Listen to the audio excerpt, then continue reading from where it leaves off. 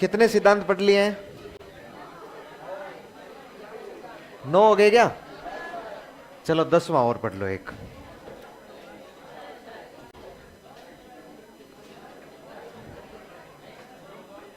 कितने हो गए? 9 हो गए ना? 10वां लिखो। चिन्ह पूर्णाकार का सिद्धांत। चिन्ह पूर्णाकार का सिद्धांत किसने दिया है? टोलमैन ने। चिन्ह पूर्णाकार का सिद्धांत टोलमैन ने।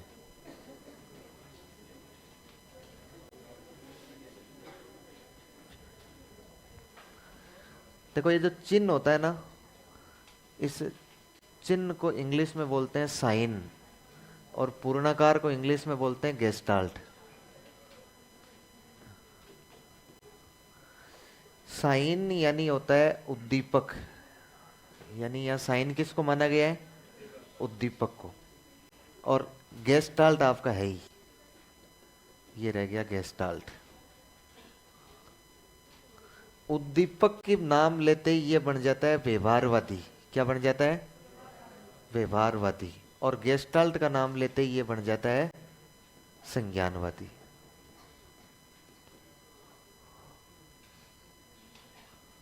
अच्छा, इस टोलमैन साहब ने प्रयोग भी किया था। ये अभी मैं जैसे लिख रहा हूं वैसे लिख लो आप, है ना? ये साइन गेस्टाल्ट थ्योरी है। प्रयोग इसने किया था चूहों पर। किस पर किया था? चूहा नहीं था, क्या थे? चूहे थे, बहुवचन में, है ना? ग्रुप थे, 2 ग्रुप थे, एक ए और एक ग्रुप का नाम रखा इसने बी। 2 ग्रुप बनाया चूहों के, एक ए ग्रुप और एक बी ग्रुप।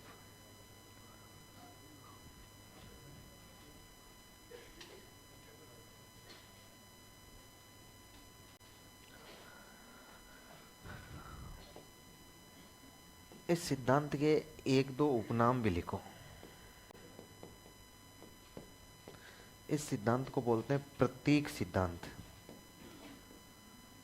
प्रतीक सिद्धांत। इसी सिद्धांत को बोलते हैं अव्यक्त या अदृश्य सिद्धांत। ये अधिगम के ही है ना? और तीसरे को बोलते हैं उद्देश्य आधारित सिद्धांत। प्रतीक को तो इंग्लिश में बोलते हैं sign learning theory.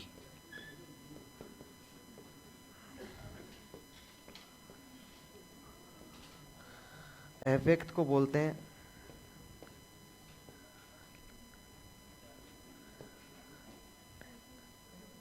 Latent learning theory, और उद्देश्य आधारित को बोलते हैं ऑब्जेक्ट बेस्ड लर्निंग थ्योरी।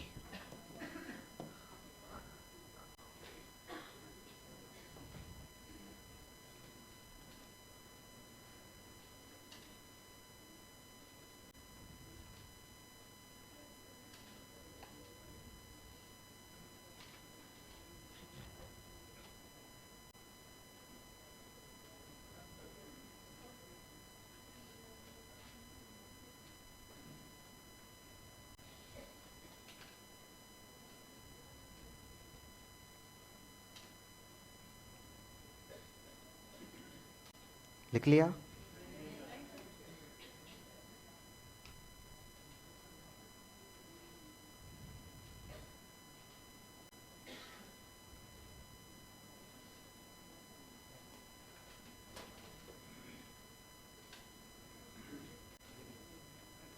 अब लिख लिया? लिखो लिखो लिखो।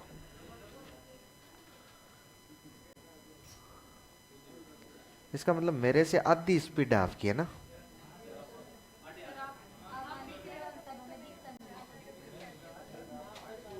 ये मुझे लगता है इतने में मैं 2 बार लिख देता। अच्छा, इसका कारण ये नहीं कि मेरी स्पीड ज्यादा है, इसका कारण ये है कि ये मुझे याद है और आपको देख देख के लिखना पड़ रहा है। तो आप लोग देखते हैं एल एल, ए ए, टी टी, ऐसे लिखते हैं, तो टाइम तो लगता ही है उसमें। ऑब्जेक्ट बेस्ड, ये सब learning theory, learning theory, learning theory.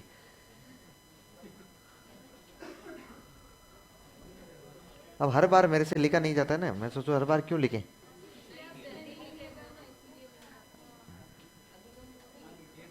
उद्देश्य आधारित अधिगम का सिद्धांत, ठीक है, हो गया। अच्छा, मैंने पिछला जो सिद्धांत बताया था ना आपको, इस सिद्धांत में मैं एक बात बोलने वाला था, लेकिन क्योंकि आप शांत हुए नहीं थे इसलिए मैंने सोचा पहले ये लिख देता हूं मैं। देखें, क्षेत्र बिंदु का सिद्धांत लिखा था हमने ना, क्षेत्र बिंदु का जो सिद्धांत लिखा था ना, इस सिद्धांत में हमने एक इसका उपनाम लिखा। देखो, ये तो समझ में आ गया था कि उपनाम जीवन दायरा क्यों कहते हैं, क्योंकि एक संप्रत्यय बताया इसने जीवन दायरा, इसलिए जीवन दायरा का सिद्धांत कहते हैं। एक इसने संप्रत्यय बताया तल रूप, इसलिए तल रूप का कहते हैं। एक संप्रत्यय कौन सा बताया, इसलिए क्या बोलते हैं, सदिश कर्षण बोलते हैं।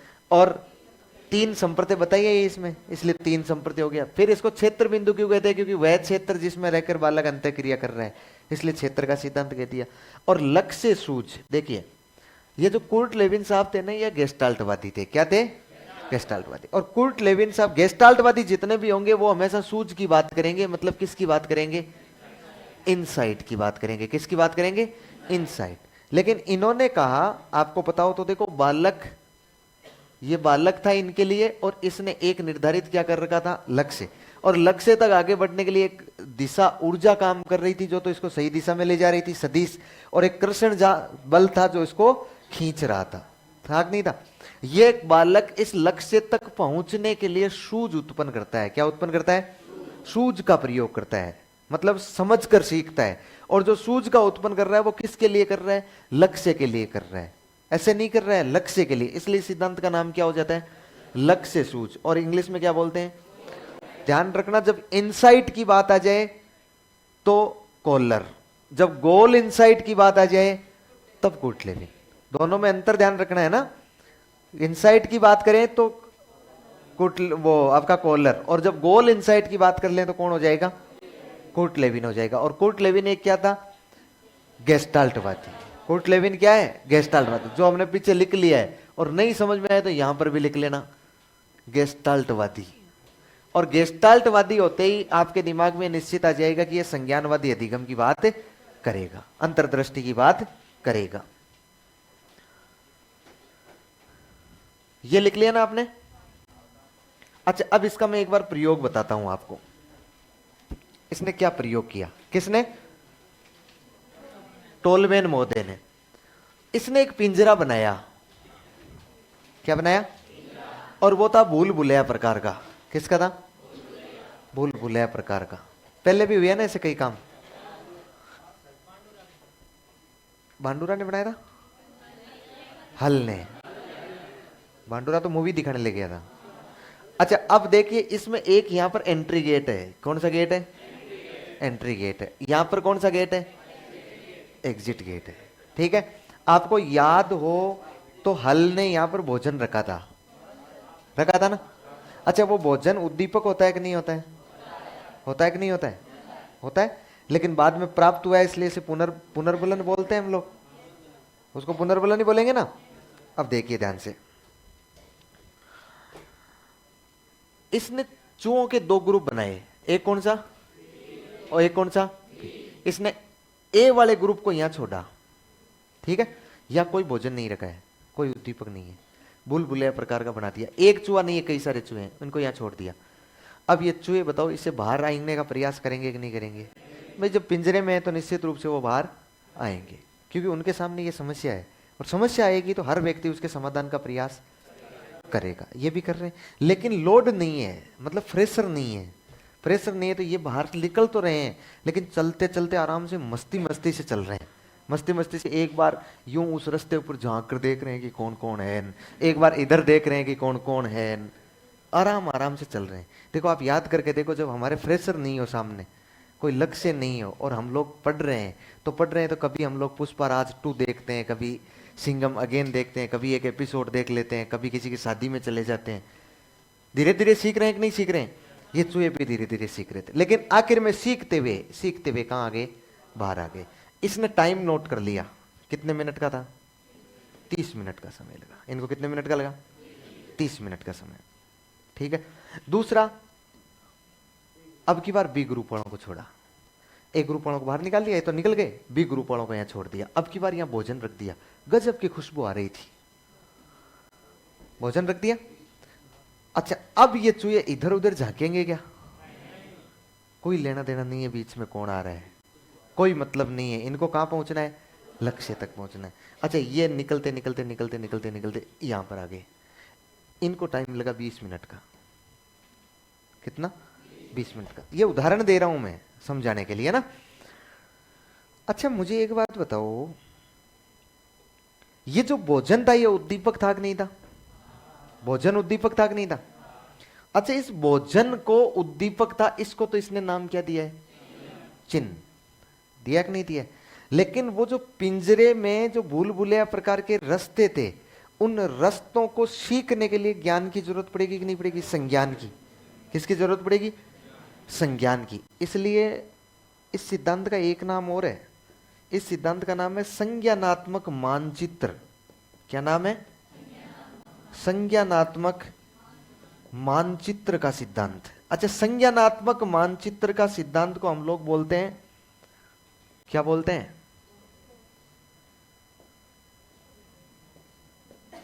Cognitive mapping theory. मुझे एक बात बताओ, बालक, ये जो चूहे थे ये धीरे धीरे धीरे धीरे जाते जाते इन्होंने उस पूरे रास्ते का मैप, बाद में लिख लेना,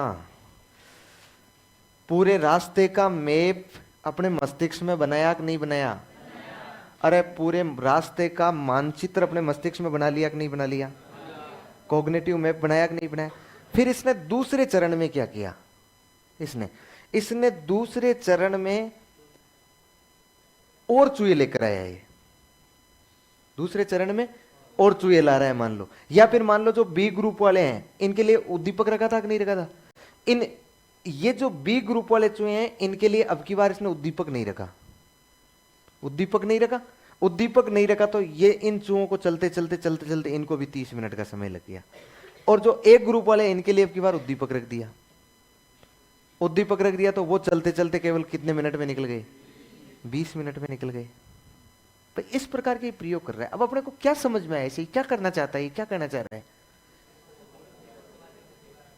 ये कहना चाह रहा है कि बालक जो है ना, टोलमैन के अनुसार बालक जो है ना वो समझकर सीखता है। कैसे सीखता है? समझकर। लेकिन उसको यदि उद्दीपक दिया जाए ना तो वो उसका प्रदर्शन जल्दी कर देता है। समझ पा रहे हो ना? यदि प्रदर्शन कर देता है, उसका क्या कर देता है? प्रदर्शन। इसका मतलब जल्दी सीख जाता है यदि उसको उद्दीपक दे दिया जाए। लेकिन सीखेगा कैसे? समझकर सीखेगा। लेकिन यह कह रहा है कि जरूरी है क्या यदि उद्दीपक नहीं दिया जाए तो बालक सीखेगा नहीं? सीखेगा कि नहीं सीखेगा? यह कह रहा है आप टाइम पर मत जाइएगा, आप ये मत जाइएगा, लेकिन क्या एक ग्रुप वाले चूहों को आपने उद्दीपक नहीं दिया था, क्या उनको रास्ता नहीं मालूम हुआ क्या? अरे रास्ता मालूम नहीं हुआ क्या? वो बाहर नहीं निकले क्या? मतलब आपका उद्दीपक इस बात के लिए जिम्मेदार तो नहीं है कि उद्दीपक दिया जाएगा तो ही सीखेगा। अरे समझ पाए कि नहीं समझ पाए? मुझे एक बात बताओ, इसमें उद्दीपक दिया जा रहा है, उद्दीपक को इसने कहा है साइन, और वो बढ़ गया व्यवहारवादी। पूर्णाकार का मतलब क्या होता है? गेस्टाल्ट, और गेस्टाल्ट का मतलब संज्ञानवादी। अब मैं कहूंगा यह सिद्धांत व्यवहारवादी और संज्ञानवादी सिद्धांतों का मिश्रण है। दोनों का मिश्रण एक नहीं है, व्यवहारवाद की भी बात कर रहा है और संज्ञानवाद की। और जिस समय जो सिद्धांत व्यवहारवाद और संज्ञानात्मक दोनों की बात करें वो क्या माना जाएगा? ये मैंने आपको समझाया है ना, वो संज्ञानवादी माना जाएगा। मुझे बताओ, इस सिद्धांत को मैं प्रतीक सिद्धांत बोल सकता हूं नहीं बोल सकता हूं? साइन लर्निंग थ्योरी है, प्रतीक दे दिया इसमें सीधा सीधा। अच्छा, ये अव्यक्त या आदर्श सिद्धांत, लेटेंट थ्योरी। अच्छा, लेटेंट लर्निंग थ्योरी का मतलब होता है कि जब तक बालकों को उद्दीपक नहीं मिलेगा तब तक उनको अधिगम तो हो जाएगा, लेकिन वो उसको व्यक्त नहीं करेंगे। क्या नहीं करेंगे? व्यक्त। उसको छुपा कर रखेंगे, वो सामने नहीं आएगा। इसका मतलब अव्यक्त या आदर्श से अधिगम हो रहा है कि नहीं हो रहा है? इसमें अधिगम तो हो रहा है लेकिन वो अधिगम व्यक्त नहीं किया जा रहा है। ये कह रहा है कि यदि एक ग्रुप वाले चूहों के सामने भी आप लोग उद्दीपक रख देते तो वो भी 20 मिनट में ही पहुंच जाते। इसका मतलब मैपिंग तो उनकी भी उतनी ही बन गई है जितनी बी ग्रुप वालों की बनी है। बस फर्क यह है कि उन्होंने क्या नहीं किया, उसको व्यक्त नहीं किया है, इसलिए इसको क्या बोल देते हैं, अव्यक्त। फिर कहते हैं कि व्यक्त तो वही करते हैं जिनका उद्देश्य होता है। क्या होता है, उद्देश्य। बालक बिना उद्देश्य के तो नहीं सीखता है, इसलिए इसको क्या नाम दे दिया, उद्देश्य आधारित। यदि आप उद्देश्य दोगे तो बालक जल्दी सीख जाएगा। फिर बताओ, उसने अपने रास्तों का मानचित्र अपने मस्तिष्क में बनाया कि नहीं बनाया, इसलिए क्या नाम हो गया, संज्ञानात्मक मानचित्र। कॉग्निटिव मैपिंग थ्योरी हो गया कि नहीं हो गया। ये कौन कौन कौन है, ये टोलमैन।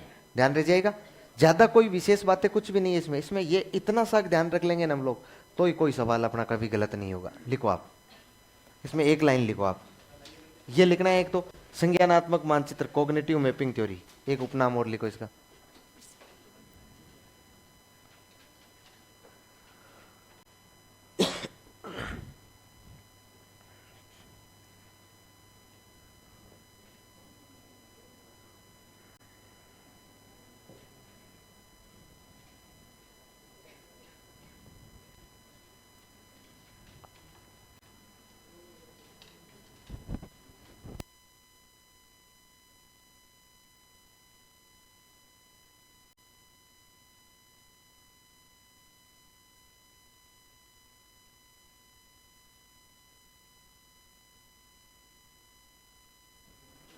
हाँ, लिख लिया।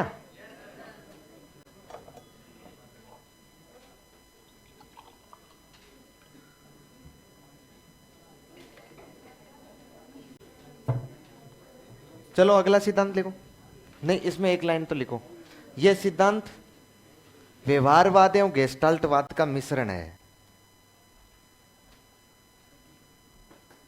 यह सिद्धांत व्यवहारवाद एवं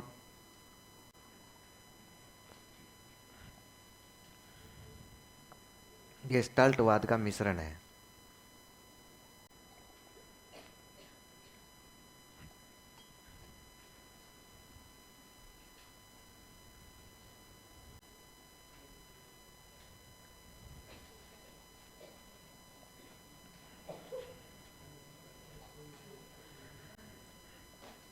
दस हो गए।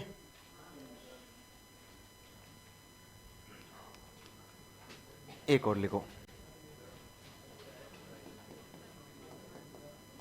प्रतिस्थापन या स्थानापन्न अधिगम का सिद्धांत। क्या हो गया, गर्मी हो रही है क्या, तो लिखो चुपचाप, प्रतिस्थापन या स्थानापन्न अधिगम का सिद्धांत। किसने दिया है,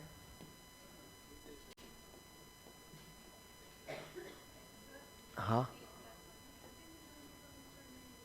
क्या, कौन, सभी सिद्धांतों का मिश्रण कैसे हो जाएगा, व्यवहारवाद और गेस्टाल्टवाद का मिश्रण है। हाँ, व्यवहारवाद और गेस्टाल्टवाद का मिश्रण है। सभी का सिद्धांत तो सब सारी बात नहीं कर रहा है, सब कुछ अनुबंधन भी नहीं कर रहा है। एडविन गुत्री, लिख लो लिख लो, एडविन गुत्री प्रतिस्थापन है ना।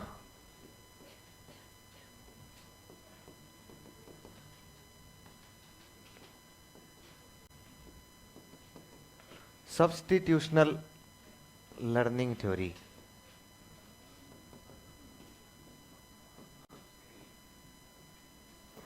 Substitutional learning theory.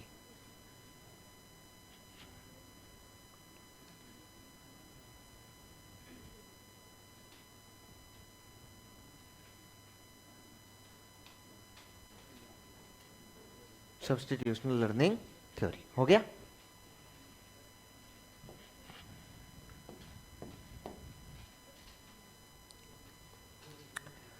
बेचारा गोत्री, इसलिए एक उपनाम तो लिखे इसका, लिखो समीपता, सामीप्य या निकटता का सिद्धांत।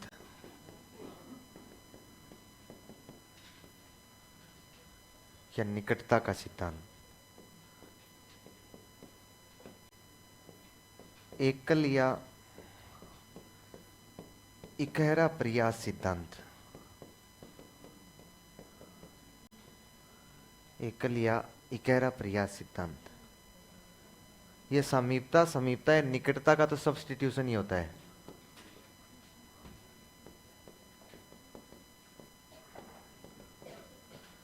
Substitution theory. एकल या इकहरा प्रयास मतलब होता है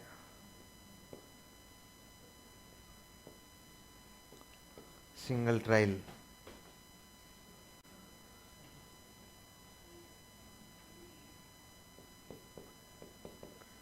सिंगल ट्रायल या सिंगल कंडीशनल भी कहते हैं इसको कई बार। आप सिंगल ट्रायल लिखो। हाँ लिख लो, कंडीशनल बोलते हैं, लेकिन वो आगे दूसरे रूप में लिखवा दूंगा मैं। सिंगल ट्रायल लिख लो, सिंगल कंडीशनल लिखवाऊंगा मैं। हो गया क्या?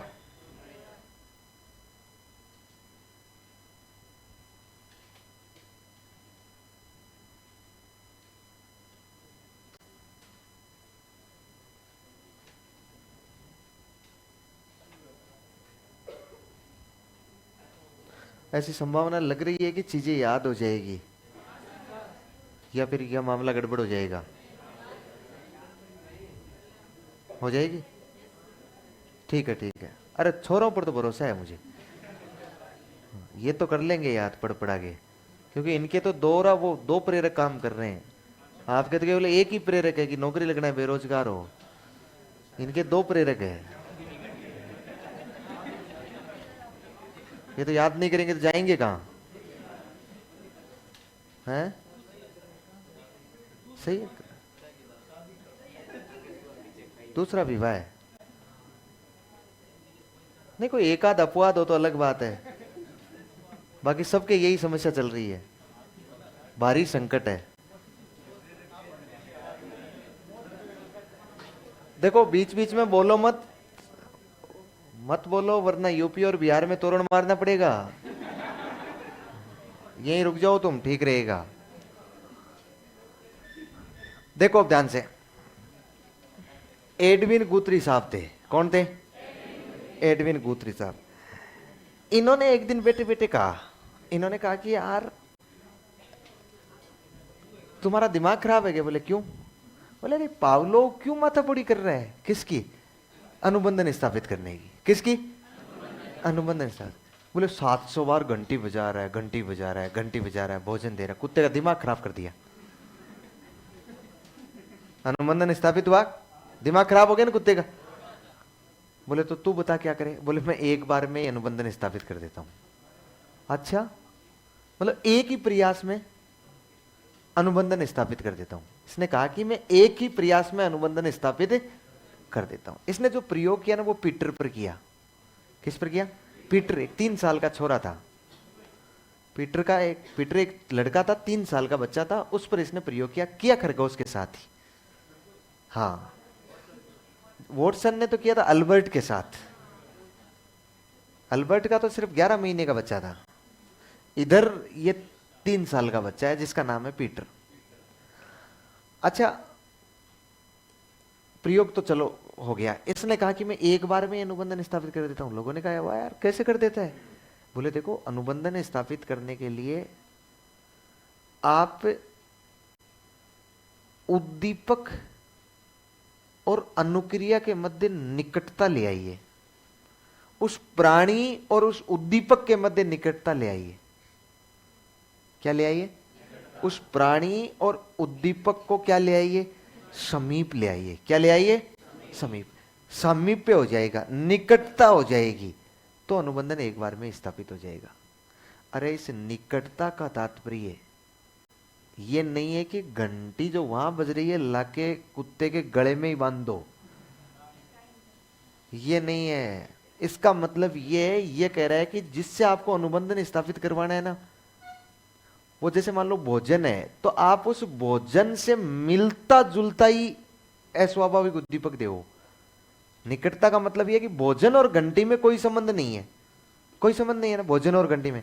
इसने, अब उदाहरण देके समझाऊं, इसने ये कहा कि आप क्या करो, आप यदि कुत्ते को अनुबंधन स्थापित करवाना है ना, तो वो घंटी मत बजाओ, भोजन से एन वक्त पहले एक भोजन देने वाली प्लेट पास में रख दो उसके। यदि आप भोजन, जिसमें भोजन देते हो रोज, वो प्लेट यदि कुत्ते के पास ले जाकर रखोगे फिर उसमें भोजन डालोगे, तो कुत्ता एक बार में ही समझ जाएगा कि यार प्लेट आई है मतलब क्या आने वाला है भोजन। मुझे बताओ निकटता आई कि नहीं आई? ये निकटता का मतलब नजदीक लाना नहीं है, निकटता का मतलब है वो उससे निकट संबंधित हो। क्या हो? निकट संबंधित हो। इसका मतलब ये अपने को ये कह रहे हैं कि जो आपने घंटी थी ना, वो जो जिसमें कोई संबंध नहीं था, इस प्रकार के उद्दीपकों को आप सब्स्टिट्यूट कर दो। क्या कर दो? सब्स्टिट्यूट, प्रतिस्थापित कर दो। और प्रतिस्थापित करो और उसके संबंध में ऐसा एक उद्दीपक लेके आओ जो उससे बहुत मिलता जुलता हो। इसलिए उद्दीपकों के प्रतिस्थापन की बात कर रहा है। इसलिए इसका सिद्धांत क्या कहलाता है? प्रतिस्थापन या स्थानापन्न का सिद्धांत। कौन है?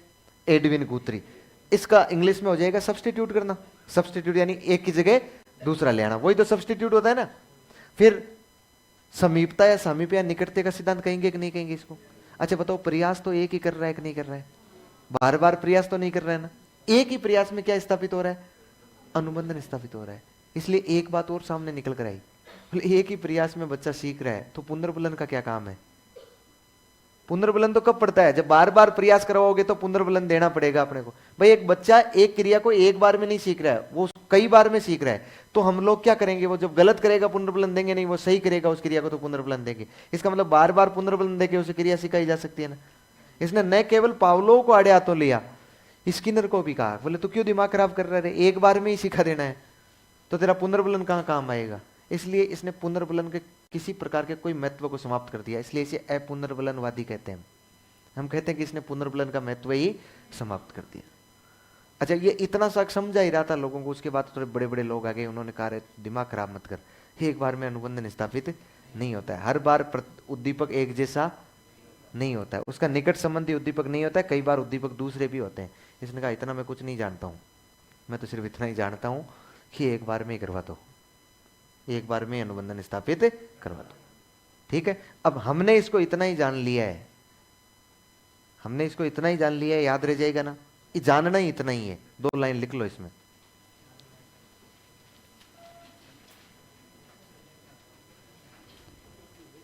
लिखो, गुथरी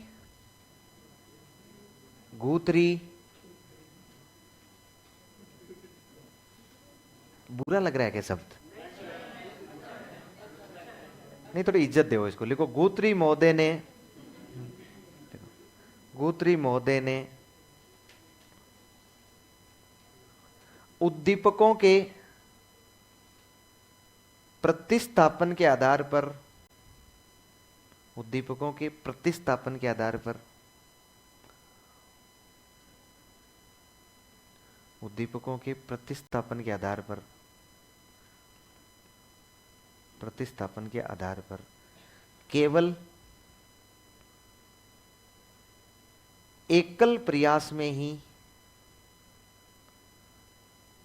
एकल प्रयास में ही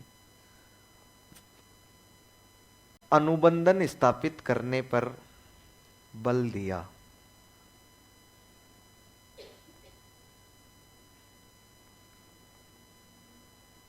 एकल प्रयास में ही अनुबंधन स्थापित करने पर बल दिया। नेक्स्ट लाइन में लिखो, इनके अनुसार, इनके अनुसार, इनके अनुसार पुनर्बलन का कोई महत्व नहीं होता है। इनके अनुसार पुनर्बलन का कोई महत्व नहीं होता है। पुनर्बलन का कोई महत्व नहीं होता है।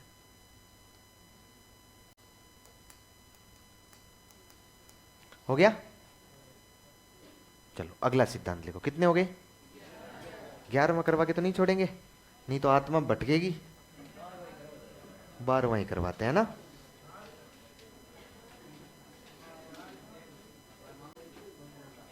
लिखो 12वां।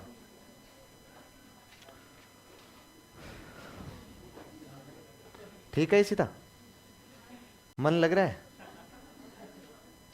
फिर ठीक है। अरे तुम रहने दो,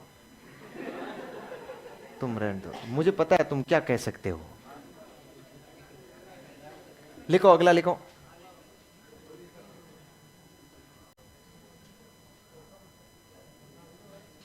लिखो, देखो ये दुनिया इसी प्रकार की है। अब यदि ये बेच कंप्लीट हो जाए ना, मैं तो ये हाथ जोड़ जोड़ के काम निकाल रहा हूं, ये बेच कंप्लीट हो जाए ना, यदि इस बेच कंप्लीट होने के पहले यदि इसी तरह को कोई कुछ हो जाता है, उदाहरण स्वरूप, किसके स्वरूप, उदाहरण स्वरूप, वो मतलब, हाँ, यदि हो जाता है तो मुझे लगता है कि मुझे आईपीसी की धारा 302 खानी पड़ती है, मुझे ऐसा लगता है, क्योंकि फिर सारे के सारे कहेंगे हाँ उस दिन, वही कारण है, उस दिन के बाद उनका दिमाग, है ना, फर्क है ना। ये आप जैसे लोग है ना, इनकी वजह से मुझे धारा 302 धारा 302 इनकी वजह से जाना पड़ता है, समझ रहे हो ना। ये दुनिया इसी प्रकार की है, पक्ष और विपक्ष से कोई लेना देना नहीं है। वो होते हैं ना, अरे गांव में नहीं, निर्दलीय नहीं, गांव में आपको पता है छान, जानते हैं आप छान, छान मतलब छपरा, जिसमें घास पूस पूस से बनाई जाती है ना, पानी से बनाई जाती है ना, आप जानते हैं छान, मेनिया कहते हैं क्या उसे, मेनिया, आप जो भी कहते हो, लंबी चौड़ी बनाई जाती है। अच्छा, उसको अपनी बनाने के बाद उसको अपनी जगह स्थापित करना पड़ता है, स्थापित एक व्यक्ति नहीं कर सकता। आजकल तो क्रेन व्रेन आ गए, लेकिन फिर भी आसपास के लोगों को इकट्ठा किया जाता है, किया जाता है, फिर वो उनको पकड़ के इन सब के सब उसके नीचे जाके इन फिर उसको उठा के इन रखते हैं। अच्छा, वो आदमी जो जितने सारे लगे हुए हैं ना, उसमें 20 आदमी या 25 आदमी, इंपॉर्टेंट वो नहीं है, इंपॉर्टेंट उसमें एक व्यक्ति ऐसा होता है जो ये कहता है हान लो, हान लो, हान लो है कि नहीं है। वो जो मोटिवेटर होते हैं ना, उनकी वजह से गड़बड़ होता है। लिखो, अरे होते हैं ऐसे व्यक्ति, वो इंपॉर्टेंट वही है, वो काम उन्हीं की वजह से होता है। लिखो, मैं जो कहना चाहता हूं वो इसी तरह समझ रही है, और मैं भी समझ रहा हूं। लिखो, अरे हाँ, समझ गया, मैं आपकी भावनाओं को समझ गया। 12 नंबर लिखो। अरे रुको, तो 12वां इतना आसानी से होता है क्या यार, बहुत टाइम लगता है। लिखो, आनुभाविक ऑब्लिक अनुभवजन्य ऑब्लिक अनुभवजन्य अधिगम का सिद्धांत, अधिगम का सिद्धांत,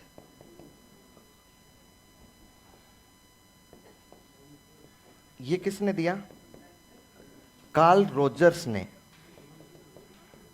अच्छा, ध्यान रखना है, ये कार्ल रोजर्स मानवतावादी थे, क्या थे, मानवतावादी।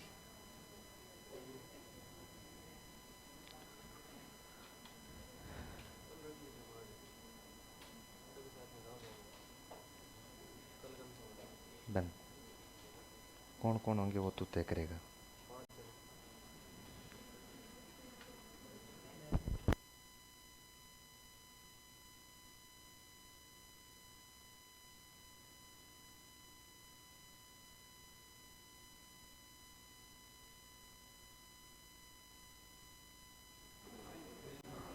हाँ, हो गया क्या, किसकी,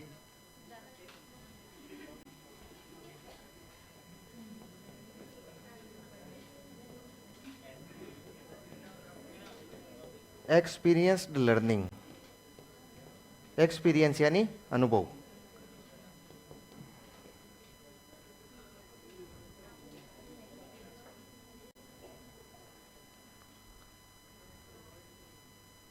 एक्सपीरियंस्ड लर्निंग।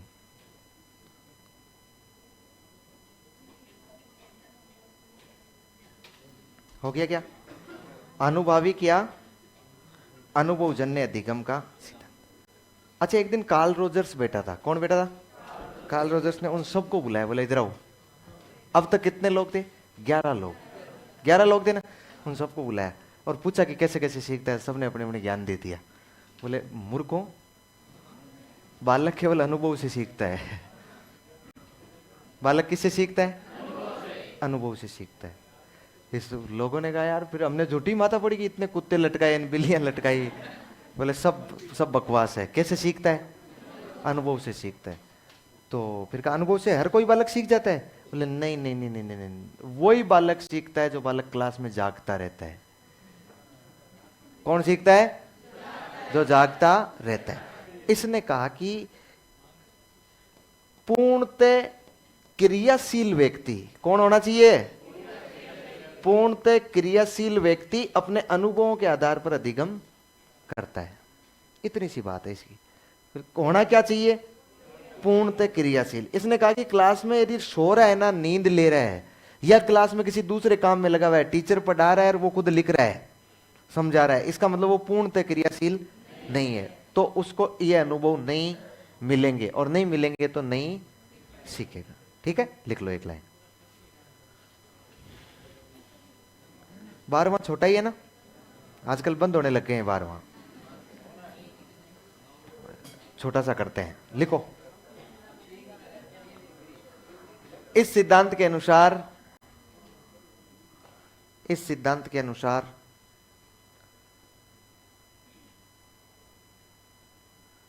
इन्वर्टेड कोमास में लिखना होगा ना। पूर्णतः क्रियाशील व्यक्ति, पूर्णतः क्रियाशील व्यक्ति, पूर्णतः क्रियाशील व्यक्ति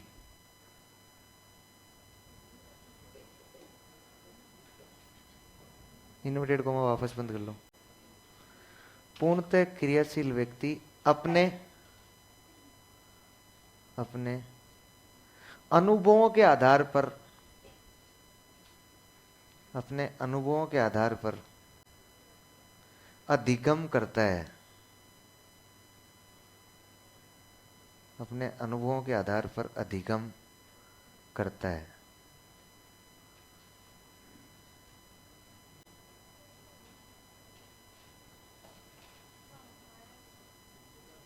उदाहरण सबके कोई जरूरी थोड़ी है, है ही नहीं इसका कोई उदाहरण।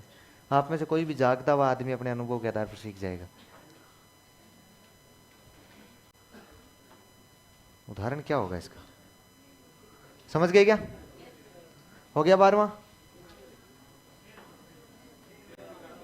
13वां करवाएं? नहीं नहीं, 13वें के बगैर तो कहते घड़ा भरे बगैर तो कोई मतलब ही नहीं है। वो तो फिर काम पूरा हुआ कि नहीं हुआ कोई मतलब ही नहीं है, हैं? हाँ, लिखो 13वां। आवश्यकता पदानुक्रमिक सिद्धांत। आवश्यकता पदानुक्रमिक सिद्धांत कौन है? Abraham Maslow. ये कौन है? मानवतावादी। आवश्यकता पदानुक्रमिक सिद्धांत मानवतावादी है ना। नीड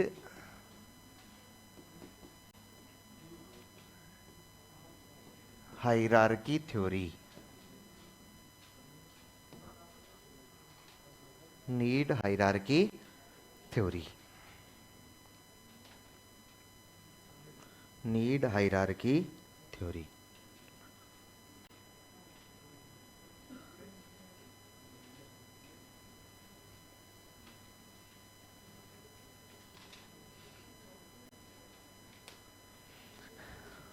लिखो।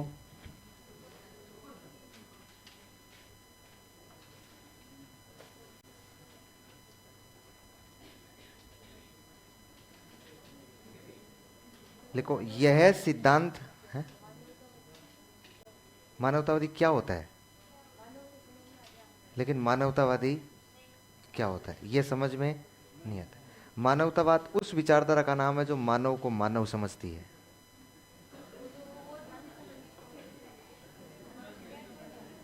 मानवतावाद उस विचारधारा का नाम है जो मनुष्य को मनुष्य समझती है। तो आपको क्या लग रहा है, बाकी समझते नहीं है? नहीं समझते हैं। दुनिया मनुष्य को केवल और केवल माध्यम के रूप में काम कर रही है, माध्यम के रूप में, साधन के रूप में काम में ले रही है। जबकि मानवतावाद विचारधारा यह कहती है कि मानव मानव होता है। मानव पहले मानव होता है, उसके बाद आपका मजदूर होगा, अधिकारी होगा, शिक्षक होगा, बालक होगा, वो उसके बाद की बात है। पहले वो क्या होता है, मानव। मानवतावाद विचारधारा यह कहती है कि चाहे व्यक्ति ने कितनी बड़ी गलती कर दी हो, चाहे भले आप उसे जेल में रखें, लेकिन एक इंसान की तरह रखें, क्योंकि वो पहले क्या होता है, मानव होता है। नहीं, और बताऊं दोबारा, मानवतावाद ऐसे नहीं होता है। मानवतावाद बहुत बड़ी विचारधारा है। ये तो मैंने एक शब्द लिख लिया ताकि आपके सामने दिक्कत नहीं हो। आपने कभी रेनेसा का नाम सुना है क्या? रेनेसा किसी लड़की का नाम नहीं है। रेनेसा इंग्लिश वर्ड है जिसका हिंदी में अर्थ होता है पुनर्जागरण। सुना है पुनर्जागरण? अरे भारत के इतिहास में भी धार्मिक पुनर्जागरण सुनते हैं आप लोग? सुनते हैं पुनर्जागरण वगैरह? किसके बारे में सुनते हैं? कौन है पुनर्जागरण के प्रणेता वगैरह? राजा राम मोहन राय है कि नहीं है? भारत में ये पुनर्जागरण के प्रणेता है। अच्छा, इन राजा राम मोहन राय से तो आपको समझ में नहीं आएगा, लेकिन समझ में आपको दुनिया से आ सकता है। दुनिया में पुनर्जागरण आया था ना, वो आया था 14वीं से 16वीं सदी में। 16वीं सदी के आसपास पुनर्जागरण। और पुनर्जागरण की शुरुआत हुई थी इटली से। कहां से हुई थी? इटली से, रोम से हुई थी। कहां से हुई थी? रोम से। अब मैं आपको समझाता हूं हुआ क्या। आपको बताओ तो रोमन साम्राज्य था। रोमन साम्राज्य में 3 महाद्वीपों में फैला हुआ था। रोमन साम्राज्य 3 महाद्वीपों में फैला हुआ था। बताओ राजा कितने शक्तिशाली हुआ करते थे। और शक्तिशाली राजा होगा ना, वो अपनी प्रजा को जैसे चाहेगा ना वैसे ट्रीट कर सकेगा। और आपको बताओ तो इन रोमन सम्राटों ने समय रहते हुए ईसाई धर्म को अपना लिया था। यदि राजा ईसाई धर्म को अपना रहा है तो उसकी प्रजा को ईसाई धर्म अपनाना पड़ेगा कि नहीं पड़ेगा? पड़ेगा। पड़ेगा कि नहीं पड़ेगा?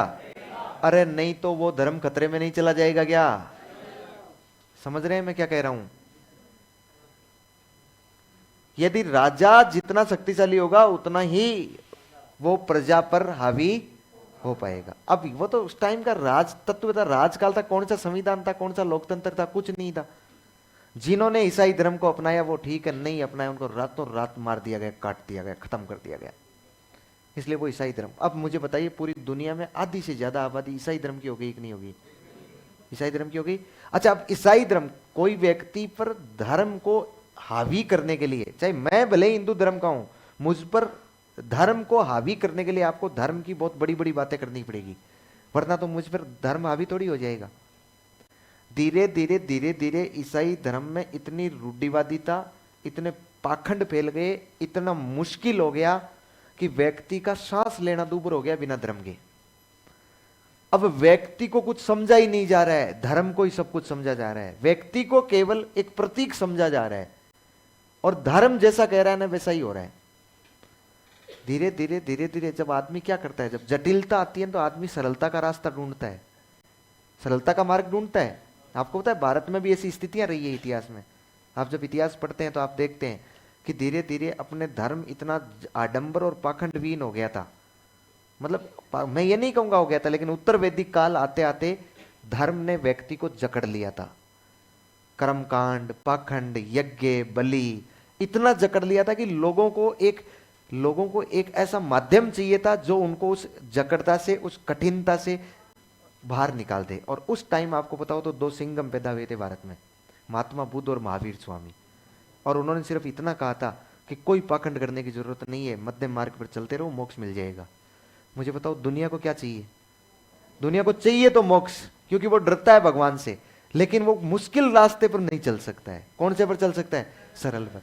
अब एक व्यक्ति कह रहा है कि आपको मोक्ष मिलेगा, इसके लिए आपको पूरा जीवन समर्पित करना पड़ेगा, इतने रुपए लगेंगे, ये पाखंड करने पड़ेंगे। दूसरा कह रहा है कि कुछ नहीं लगेगा, फ्री में ही मोक्ष प्राप्त हो जाएगा। दुनिया किसकी ओर आएगी? इसलिए महात्मा बुद्ध और महावीर स्वामी पॉपुलर हुए थे, क्योंकि उस टाइम समाज को आवश्यकता थी। समाज को क्या थी?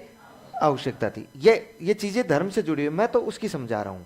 उधर उधर भी यही हुआ, ईसाई धर्म में भी भयंकर रूप से जटिल धर्म हो गया। जब जटिल हो गया, धर्म ने मनुष्य को इतना जकड़ लिया था कि व्यक्ति इसका सांस लेना दूभर हो गया।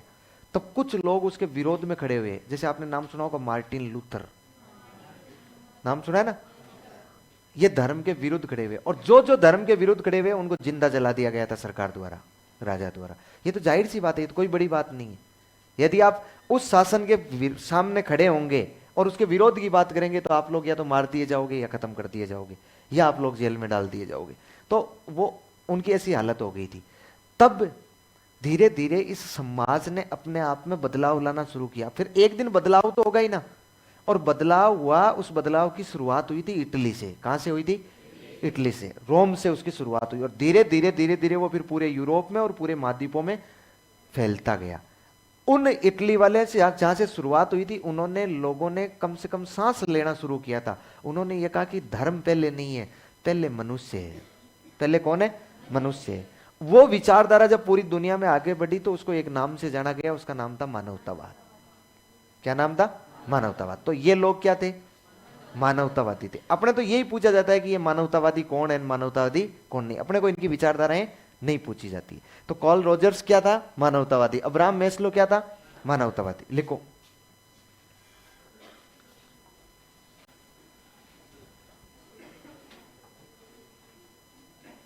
बता दिया भाई मैंने ना कि आपने मानवतावादी पूछा। तो नेक्स्ट लिखो। पहले प्लानिंग करके आ रहे हो क्या? जाओ जाओ।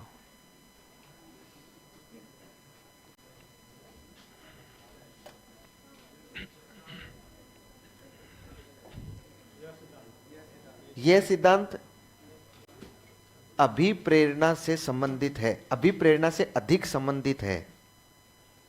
यह सिद्धांत अभिप्रेरणा से, यह सिद्धांत अभिप्रेरणा, अभिप्रेरणा मोटिवेशन, अभिप्रेरणा से अधिक संबंधित है। अभिप्रेरणा से अधिक संबंधित है।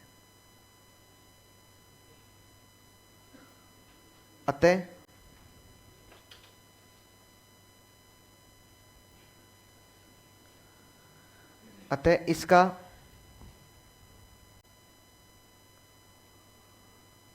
अभिप्रेरणा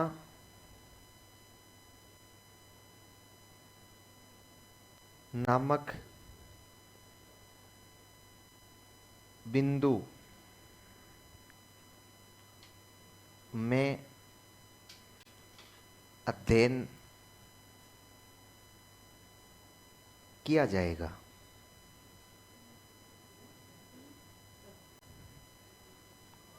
अध्ययन किया जाएगा। हो गया? अधिगम के सिद्धांत पूरे हो गए हैं। अधिगम के सिद्धांत पूरे हो गए, सिद्धांत पूरे हो गए। सबसे ज्यादा यही थे, सबसे मुश्किलात यही पैदा करते हैं। ज्यादा कुछ नहीं है। क्या? प्री में इतने ही है, पूरे इतने ही है। पूरी दुनिया में, भारत के किसी भी एग्जाम में इतने ही है। इससे ज्यादा कुछ नहीं पढ़ना है। पहले तो क्या होता था कि, मैं बताऊं थोड़ा थोड़ा चेंजेस कहां आता था। अरे सुने रे, ए छोरो सुने। पहले तो प्री में तो ये भी लिखा हुआ है कि व्यवहारवादी और संज्ञानवादी अधिगम के सिद्धांत। अब व्यवहारवादी और संज्ञानवादी तो सभी है, तो सभी आते थे। प्री में तो कोई दिक्कत ही नहीं थी। पहले ग्रेड सेकंड का जो एग्जाम होता था उसमें अलग से लिखते थे कि अधिगम के सिद्धांत, और फिर कोष्टक में लिखते थे व्यवहारवादी सिद्धांत। इसका मतलब ग्रेड सेकंड में पहले हमें केवल कौन से पढ़ने पड़ते थे? संज्ञानवादियों पर लोड नहीं लेना पड़ता था। पिछले एग्जाम से उसको भी हटा दिया, उसमें केवल इतना ही लिख दिया अधिगम के सिद्धांत। तो इसका मतलब क्या हो गया? दोनों हो गए। और आजकल एग्जामिनर व्यवहारवादी को पूछता ही कम है, किसको ज्यादा पूछता है? संज्ञानवादी को अधिक पूछता है, क्योंकि जमाना किसका आ गया? संज्ञानवाद का आ गया। खैर, एक टेबल बनाइए। बनाइए क्या, आप तो केवल मुझे लगता है बना लीजिए। आप लोग एक टेबल बनाइए।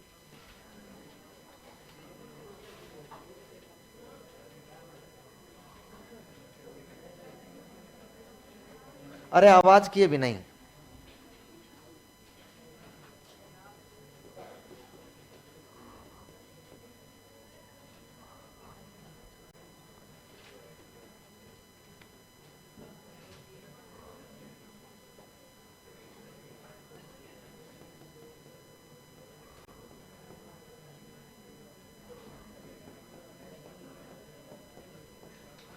अरे रुक जाओ, चलो छुट्टी कर दूंगा नहीं मैं।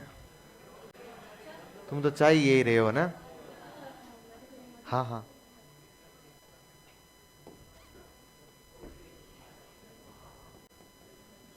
प्राचीन या आधुनिक?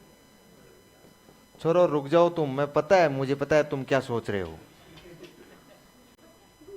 रुक जाओ, तुम यही सोच रहे हो ना कि ये सिद्धांत बहुत मुश्किल से पूरे हुए।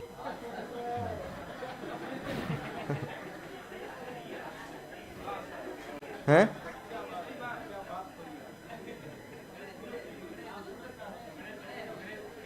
अरे रहने तो, तुम रहने तो रहे। मैं तुम्हारी क्लास पास किया हुआ हूं, है ना। आप वाली परिस्थितियों से मैं गुजरा हुआ हूं, हैं। आपके जमाने में मैं भी रहा हूं, मुझे भी पलंग के दोनों साइड से उतरने का अधिकार था। अब नहीं है, हैं। अब तो एक साइड से पूछ कर उतरना पड़ता है। लिख लिख लिया आपने? टेबल बनानी है बिना आवाज किए।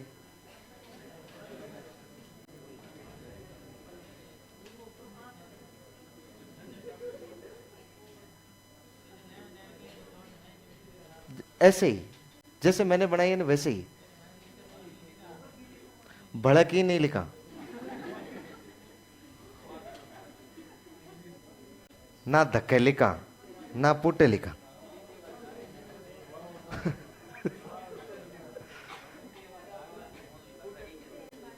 कैसे बड़े लिख लिया?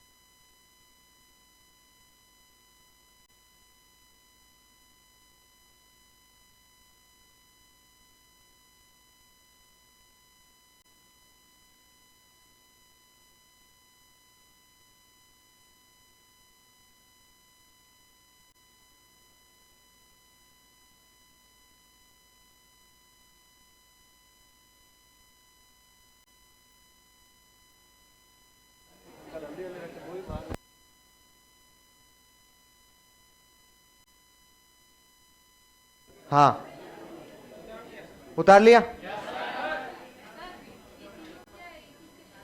किसके? तो मैं बता रहा हूं ना भाई, ऊपर कुछ नहीं लिखना है।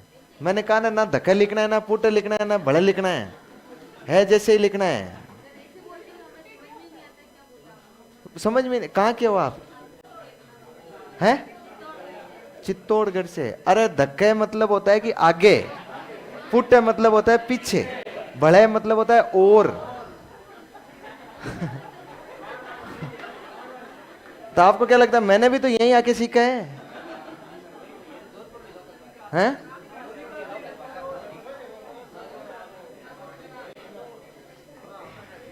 रुक जाओ, शांत हो जाओ।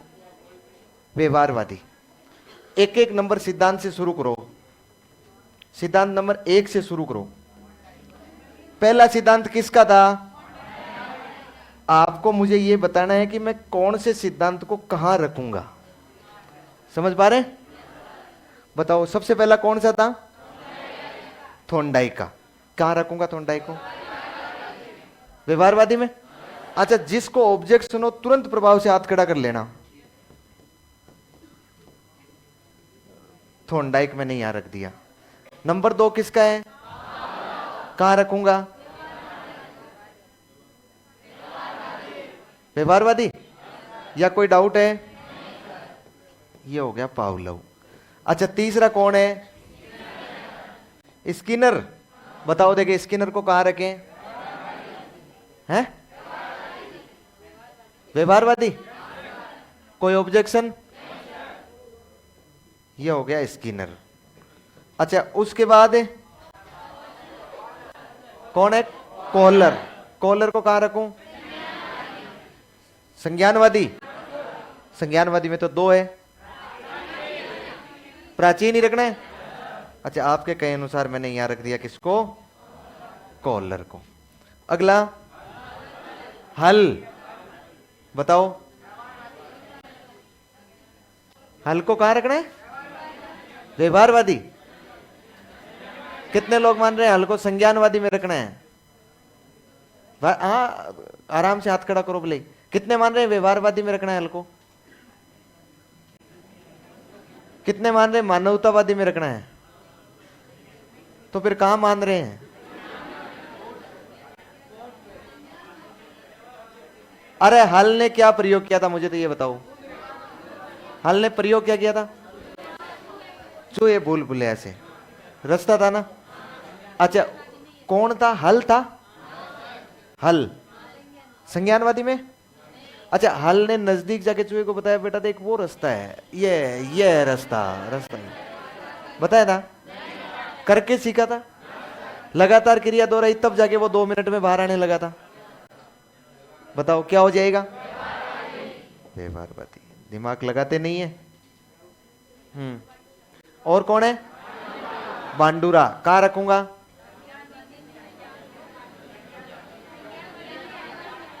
कितने लोग मान रहे हैं व्यवहारवादी में आएगा? बांडुरा। कितने मान रहे हैं संज्ञानवादी में आएगा? बाकी वाले समझ में नहीं बैठ रहे हैं। अरे ये जो मैं बता रहा हूं ये समझ में नहीं बैठ रहा है कि सौदा है? समझ में नहीं बैठ रहा है तो आपने सिद्धांत नहीं पढ़ेगा मेरे से। पूरा नहीं पढ़ा गया अभी तक जो मैंने पढ़ाया। नींद थोड़ी लिए बीच में। फिर ये सब क्या कारण हो सकता है?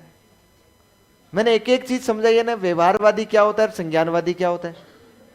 व्यवहारवादी वह होता है जो करके सीखने पर आधारित है, संज्ञानवादी वह है जो समझ के सीखने पर आधारित है। आपको बताओ तो मैंने अल्बर्ट बांडुरा में यह लिखवाया था कि यह संज्ञानवादी और व्यवहारवादी है। फिर मैंने इसके टिक लगवाया और मैंने कहा दोनों ने उसको मानना क्या है? संज्ञानवादी। कोई डाउट थोड़ी था इसमें।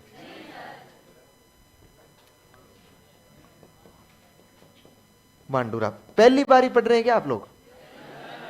पहली बार ही? कभी मनोविज्ञान पढ़ा ही नहीं ना? अरे आपको कौन पूछ रहा है? हाँ, आपको पूछ रहा हूं मैं। आपने कहा समझ में नहीं आ रहा। पीछे मत देखिए, आपको ही पूछ रहा हूं। अरे मेरा टारगेट आप है, चश्मे वाले। हाँ हाँ, आपने कहा समझ में नहीं आया तब पूछ रहा हूं। पहली बार ही पढ़ रहे होगे मनोविज्ञान, तब तो थोड़ा मुश्किल होगा ना। थोड़ा मुश्किल होगा, लेकिन समझने का प्रयास करना घर जाके। इधर देखो,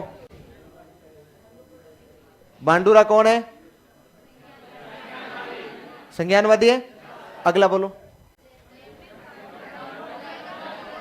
जेरोम क्या था? संज्ञानवादी। ये लो, अरे आधुनिक है ना, वेरी गुड। ये लो जेरोम ब्रूनर। Jerome Bruner. अगला कौन था? डेविड। अच्छा, डेविड आसुवेल को कहां रखूं? आधुनिक संज्ञानवादी में। वेरी गुड, आपके कहे अनुसार मैंने लिख दिया डेविड आसुवेल। ये हो गया डेविड आसुवेल। और बताओ देखिए अगला कुर्त लेविन। अच्छा, कुर्त लेविन को कहां रखूं? कहां रखूं? संज्ञानवादी में, इसमें, इसमें प्राचीन में। कुर्ट लेविन गेस्टाल्टवादी संज्ञानवादी है। गेस्टाल्टवादी तो अपने आप में ही संज्ञानवादी है। तो यहां कौन आ जाएगा? कुर्टे लेविन। और बताओ, टोलमैन कौन था?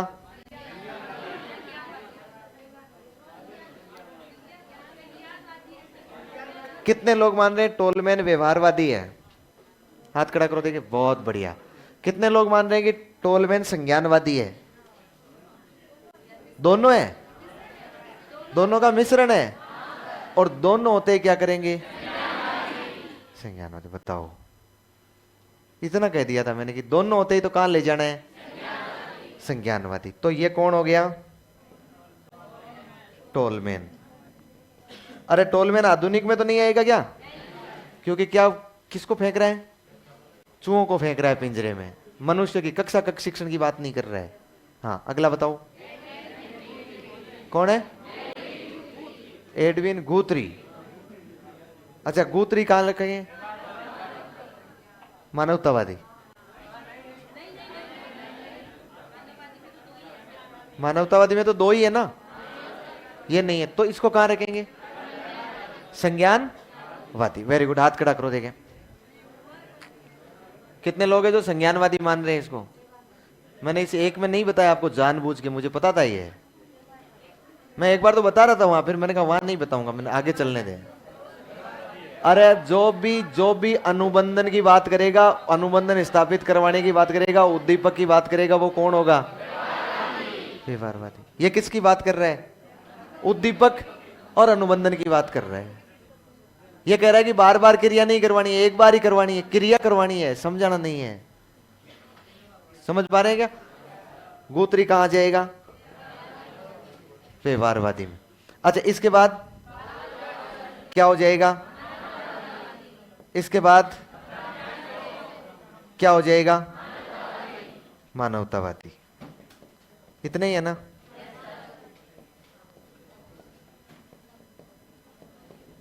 एक बार और देखिए, अब लिखिए मत, एक बार सुनिए, बात सुनिए मेरी। थोंडाई कह रहा है उद्दीपक के कारण सीखता है। किसके कारण? पावलोव कह रहा है अनुबंधन के कारण सीखता है। स्किनर कह रहा है पुनर्बलन के कारण सीखता है। हल कह रहा है आवश्यकता के कारण सीखता है। गूत्री कह रहा है, गूत्री समीपता के कारण, उद्दीपक प्रतिस्थापन के कारण सीखता है। उद्दीपक प्रतिस्थापन किया ना इसने। कॉलर कह रहा है सूझ के कारण सीख रहा है। बांडूरा कह रहा है अनुकरण के द्वारा सीख रहा है। किसके द्वारा? कुर्ट लेविन कह रहा है, कुर्ट लेविन चिन्ह पूर्णाकार संज्ञानात्मक रूप से सीखता है, संज्ञानात्मक मानचित्र बनाता है। टोलमैन ने क्या कहा? तो टोलमैन कह रहा है संज्ञानात्मक मानचित्र बना रहा है। यह कुर्ट लेविन भी कह रहा है संज्ञानात्मक रूप से ही सीखेगा। दोनों संज्ञानात्मक की बात कर रहे हैं। जेरोम ब्रूनर अर्थपूर्ण अधिगम और समझ से सीखता है। अर्थपूर्ण अधिगम और समझ से, यह भी कह रहा है अर्थपूर्ण अधिगम और समझ से सीखता है। कॉल रोजर्स कह रहा है अनुभव से सीखता है। यह कह रहा है अभिप्रेरणा से सीखता है। किसे सीखता है? अभिप्रेरणा से। इसकी बात और आगे कर लेंगे, बस इतनी सी बात थी। 3 दिन से बकवास करवाते जा रहे हो। हाँ,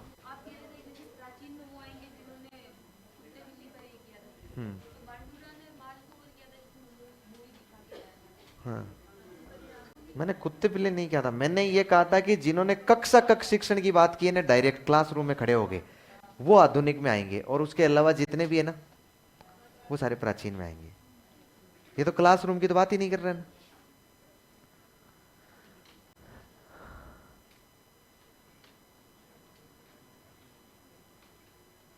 यस, कौन? हाँ, नहीं, ये सीधी क्लासरूम शिक्षण की बात नहीं कर रहा है। ये बालक वातावरण के साथ अंतःक्रिया कर रहा है जहां जहां जा रहा है। ये डायरेक्ट रूप से कक्षा कक्ष पर नहीं उतर रहा है ना। अरे तो जरूरी थोड़ी, मैं तो ये कह रहा हूं कुछ सीधा क्लास में खड़ा रहकर कहेगा ना कि बालक क्लास में ऐसे पढ़ाओ, वो तो आधुनिक में है। और उसके अलावा जितने भी है ना, वो सारे किस में है? प्राचीन में। क्लासरूम में पढ़ाने वाले दो ही लोग मिले हमें, ये दोनों क्लासरूम में जाके पढ़ा के आए हैं।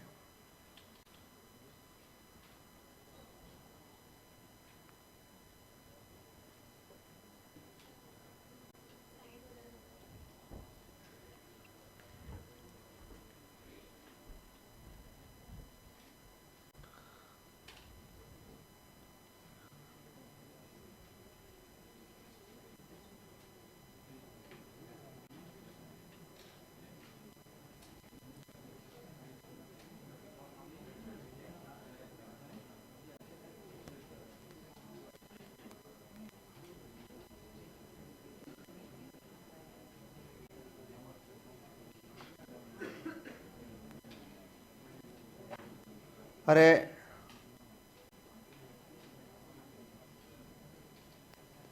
आवाज नहीं।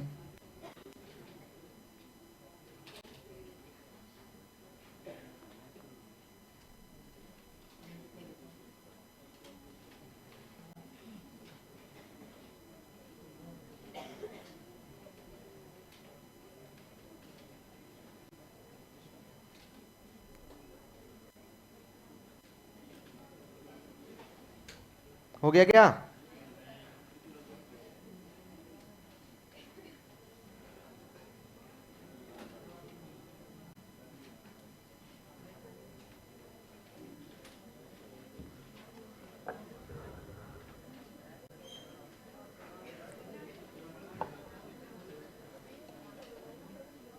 लिख लिया ये? हेडिंग लगाओ अधिगम के प्रकार। हेडिंग लगाओ अधिगम के प्रकार।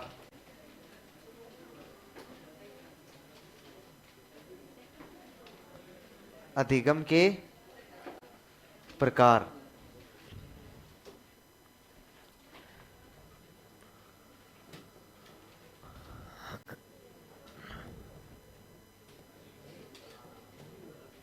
आवाज नहीं करनी है।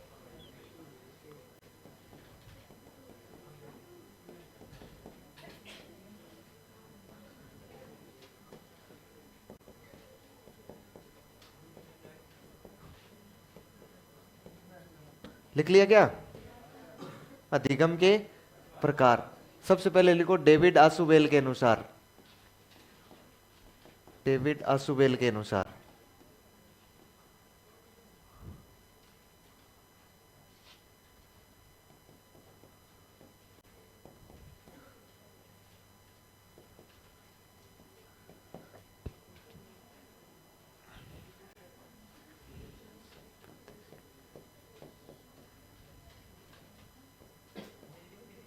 नहीं, लिखना नहीं है। ये आपके लिए सवाल बनाया है मैंने, जो पिछले एग्जाम में पूछा गया है, ताकि आपका थोड़ा दिमाग लगे इस पर। हाँ, सुनिएगा ध्यान से, है ना। निम्न में से कौन सा प्रकार डेविड आसुबेल ने सीखने का नहीं बताया? फेंकना नहीं है। डेविड आसुबेल के अनुसार कौन सा प्रकार नहीं है?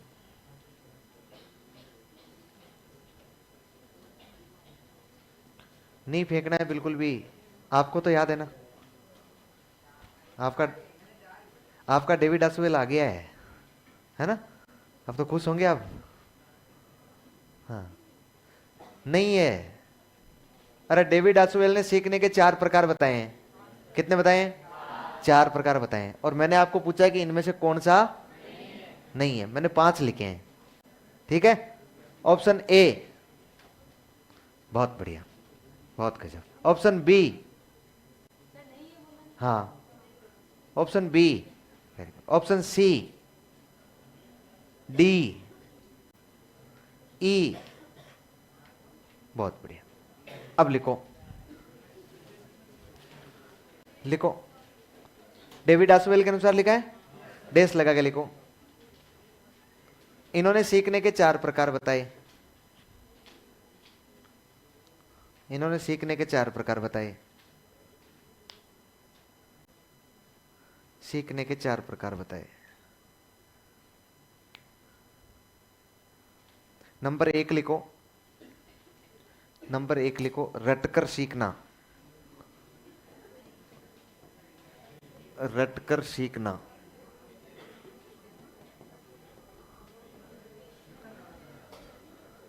लिखो, कंफ्यूज दूर कर दूंगा मैं। तो अभी मैं ही लिखवा रहा हूं, तो दूसरा कौन लिखवा रहा है? लिखो, रटकर सीखना, रोट लर्निंग।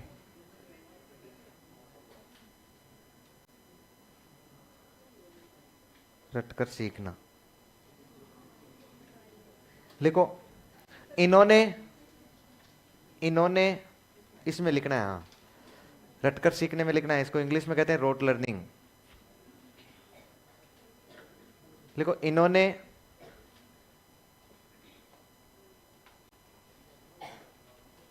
रटकर सीखने को, रटकर सीखने को अस्वीकृत किया है, अस्वीकृत किया है।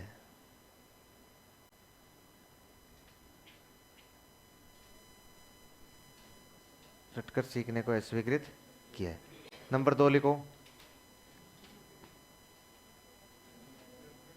नहीं है समझ में? अरे ये कह रहा है कि बालक के सीखने का एक तरीका तो होता है। मेरी औकात इतनी तो नहीं है कि मैं रटकर सीखने को दुनिया से समाप्त कर दूं, लेकिन ये कह रहा है कि मेरा मानना यह है कि बालक को रटकर नहीं सीखना चाहिए, क्योंकि इसने सिद्धांत में बताया था, और सिद्धांत क्या होता है? मानना होता है। यह कह रहा है कि मेरे अनुसार व्यवहारवादियों की तरह रटकर नहीं सिखाया, लेकिन रटकर सीखना, सीखना तो होता है, सीखा तो जा सकता है ना रटकर। यह कह रहा है कि मैं इसको प्रिपेयर नहीं करता हूं, मैं इसको प्रिपेयर नहीं करता हूं। इसका मतलब इसने रटकर सीखने को सीखने का एक प्रकार तो माना है, लेकिन इसने स्वयं ने अपने सिद्धांत को रटकर सीखने के अनुसार नहीं मानना है। नहीं है समझ में? अरे सीखने का प्रकार तो है, लेकिन ये कहेगा ऐसे नहीं सीखना चाहिए। समझ पा रहे? अच्छा, एक बच्चे को सुधारने का तरीका उसको 2 डंडे मारकर है तो सही, लेकिन मैं कहता हूं मेरे अनुसार उसको डंडे नहीं मारने चाहिए। इसका मतलब डंडे नहीं मारना दुनिया से खत्म हो गया क्या? है तो सही ना। बालक रटकर सीख तो सकता है ना। क्या ये इसके हाथ में है कि डेविड आसुवेल के इसको खत्म ही कर दे? ये एक जादू फेंके न बोले ये लो, अब आज के बाद बालक रटकर सीख ही नहीं पाएंगे? सीख तो पाएंगे ना। सीखने का प्रकार तो होता है कि नहीं होता है, लेकिन ये कह रहा है मेरे अनुसार नहीं सीखना चाहिए। समझ पा रहे? आराम से समझ गए ना? ये जो आपने गलती की है ना, ये पूरे कंपटीटरों ने की थी, राजस्थान के सब कंपटीटरों ने। डेविड आसुवेल के प्रकार बहुत कम पढ़ते हैं हम लोग, केवल ये पढ़ते हैं डेविड आसुवेल का सिद्धांत, और उसमें पहली लाइन लिखते हैं कि इसने रटकर सीखने को अस्वीकृत कर दिया था। पहली लाइन यही पढ़ते हैं, रटकर सीखने को अस्वीकृत कर दिया। एग्जामिनर थोड़ा सा आगे बढ़ा और उसने कहा डेविड आसुवेल के अनुसार कौन सा सीखने का प्रकार नहीं है? ऑप्शन ए में दिया रटकर सीखना। सबने ठोक के आए, भले रे यार कितना आसान सवाल है हैं? टोटल ठोक के आए। कोई एक आध स्टूडेंट ऐसा था माइनरी जो गलती से संप्रदाय को करके आया था, जो गलती से करके आया था, और बाकी तो सब के सब रट के। मतलब जिन्होंने पढ़ रखा था ना, उनका तो एक का ही सही नहीं हुआ। जिन्होंने नहीं पढ़ रखा था, इसका नाम ही नहीं सुना था ना कभी, उनके कोई तुक्का सही हो गया तो अलग बात है। समझ रहे ना क्या समझाना चाह रहा हूं मैं? कि अपने को यह ध्यान रखना है कि रटकर सीखना, सीखना तो होता है, लेकिन यह कहता है मेरे अनुसार ठीक है नहीं। लिखो नंबर 2, अभिग्रहण सीखना।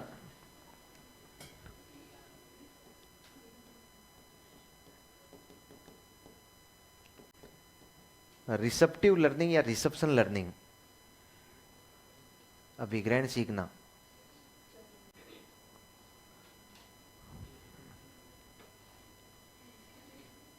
दिखाई दे रहा है क्या?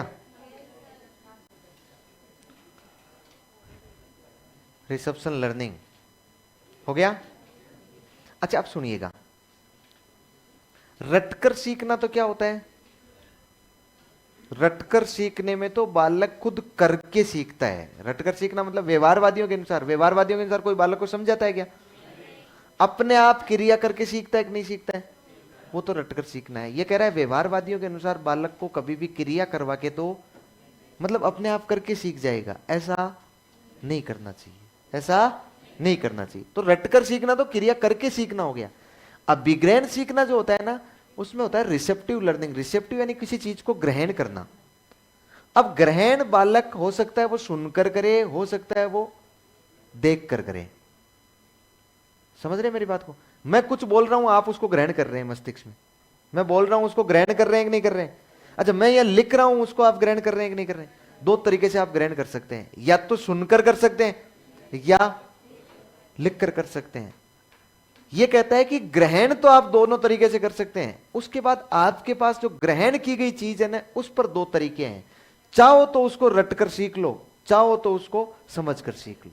मैं आपको कुछ बोल रहा हूं ना कि भाई ये व्यवहारवादी अधिगम के सिद्धांत है, ये संज्ञानवादी अधिगम के सिद्धांत है, ये मानवतावादी अधिगम के सिद्धांत है, और मैं साथ में समझा भी रहा हूं। आपकी मर्जी है तो समझ के सीख लो, और आपकी मर्जी है तो उसको ऐसे का ऐसे रट लो।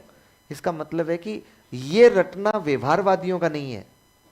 अब विग्रहण द्वारा जो रटता है ना, ये व्यवहारवादियों का नहीं है, ये तो मेमोरी में धारण करना है। अब मेमोरी में धारण वो समझ के करता है उसको, या बिना समझे ही कर लेता है। देखो, व्यवहारवादियों द्वारा जो रटकर सीखा जाता है ना, वो अलग मैटर है, और अभिग्रहण के बाद रटकर सीखा जाता है ना, वो अलग है। हैं? दोनों ही मैटर नहीं है, दोनों ही अलग अलग मैटर है। आप तो इतना ध्यान रखना कि लिखो, एक लाइन लिखो, अभिग्रहण सीखना।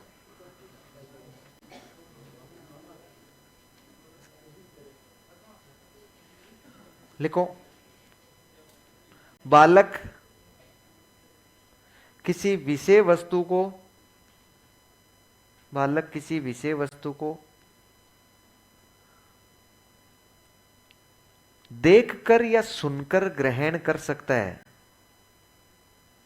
देखकर या सुनकर ग्रहण करता है। किसी विषय वस्तु को देखकर या सुनकर ग्रहण करता है। उसके बाद वह उसे रटकर या समझकर सीख सकता है। रटकर या समझकर सीख सकता है। हो गया ना? मतलब अभिग्रहण करने के बाद भी बालक या तो रट सकता है या समझ, दो ही तरीके से कर सकता है, या तो रटेगा या समझेगा। तीसरा लिखो, अर्थपूर्ण अधिगम, मीनिंगफुल लर्निंग।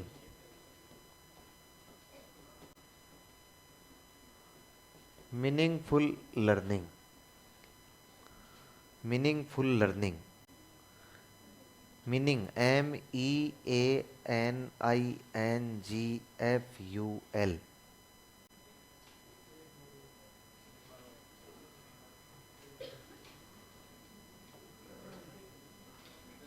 एक बार हो रहा है ना, बिल्कुल मतलब डिपेंडेंट हो जाओ।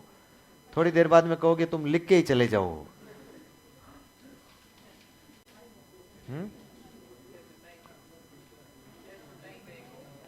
ऐसा नहीं कहेंगे? अरे वाह गणेश वाह। अरे अरे अरे, इतना क्या हो गया था यार? मैंने गणेश से बातचीत की है। हाँ हाँ,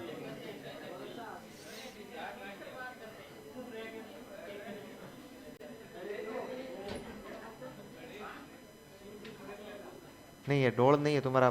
तुम मतलब रेस्ट का तो डोल ही नहीं है। लिखो तुम, लिखो तुम, लिखो। देखो, एक तो तुम्हारे बीच में कोऑर्डिनेशन ठीक नहीं है, आपस में तुम्हारा समन्वय ही ठीक नहीं है। एक किसी के बारे में कुछ कहते हैं, दूसरा उछल के पड़ता है। हैं?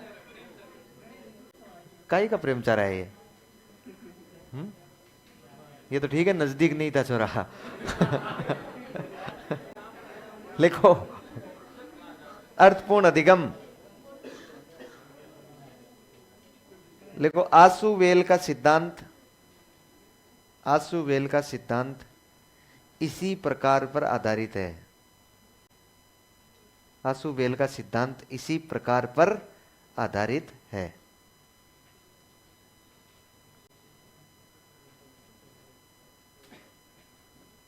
इसी प्रकार पर आधारित है। समझ गए क्या? मतलब किसी भी शब्द को कैसे सीखना, समझकर सीखना, मतलब उसको मीनिंगफुल सीखना। समझकर सीखना ही मीनिंगफुल होता है।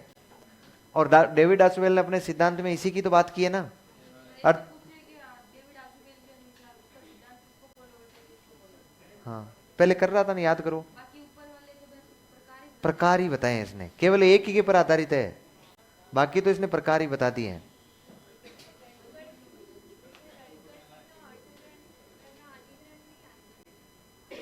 छोरा पूछ रहा है कि सर आप 10 बजे क्लास लेते हो ना सेकंड ग्रेड की। सेकंड ग्रेड की नहीं लेता हूं मैं, फर्स्ट ग्रेड की लेता हूं,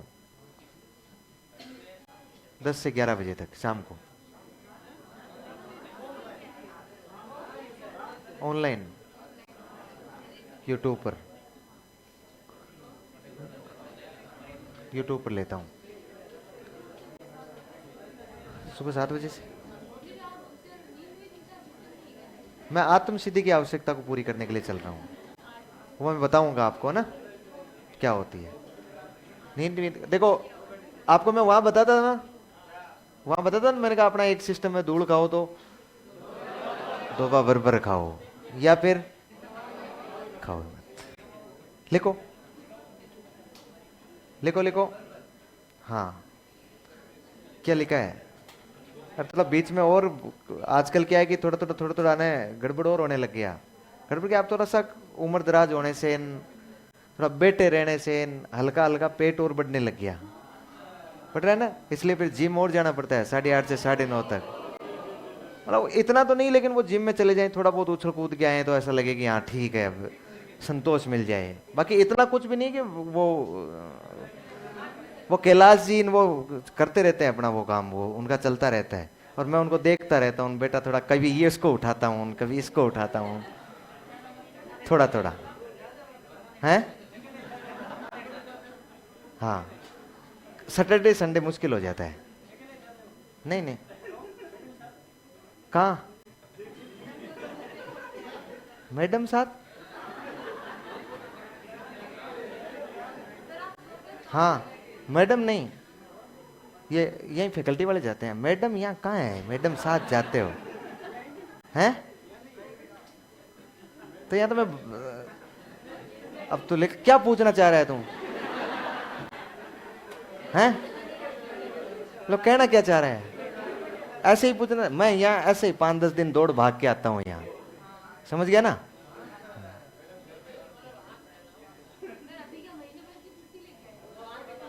हाँ लिखो लिखो, तुम लिखो। अरे तुम्हारा कोर्स पूरा हो जाएगा तब तक, इसीलिए तो मैं थोड़ा ये सोच रहा हूँ ना कि 2-2 3 दिन क्लास चलती रही तो कोर्स टाइम पे हो जाए, फिर बीच में समस्या नहीं आए, अपने अवरोध नहीं आए। लिखो क्या लिखा है।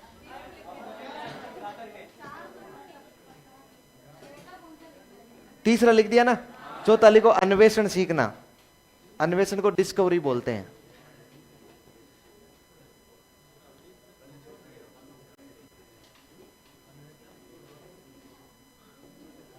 डिस्कवरी,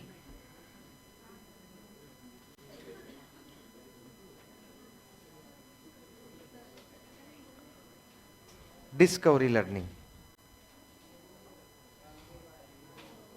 लिख दिया। अच्छा डिस्कवरी मतलब खोज करना होता है ना, डिस्कवरी मतलब खोज करना होता है कि नहीं होता है, इसलिए इसको खोजपूर्ण अधिगम भी कहते हैं, मतलब खोज लर्निंग भी कहते हैं ना इसको, सीधा सीधा की डिस्कवरी लर्निंग। अन्वेषण सीखना, अन्वेषण मतलब ही क्या होता है, खोज करना होता है। अच्छा इस प्रकार का सीखना होता है ना, ये बालक खुद स्वयं सीख रहा है कि नहीं सीख रहा है, इसका मतलब इसमें बालक कोई खोज कर रहा है कि नहीं कर रहा है। इस प्रकार के सीखने में बालक किसी समस्या के समाधान तक पहुंचता है कि नहीं पहुंचता है।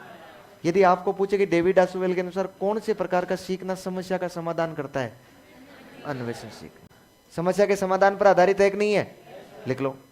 इस प्रकार का सीखना, इस प्रकार का सीखना, इस प्रकार का सीखना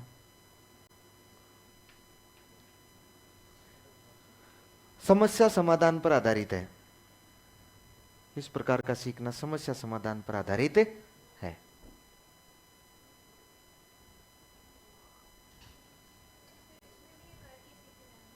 क्या संवेदी अधिगम, अन्वेष किसी समस्या का समाधान करने के लिए आपको क्या करना पड़ेगा, अंतर्दृष्टि, इनसाइट। क्या करना पड़ेगा? इनसाइट।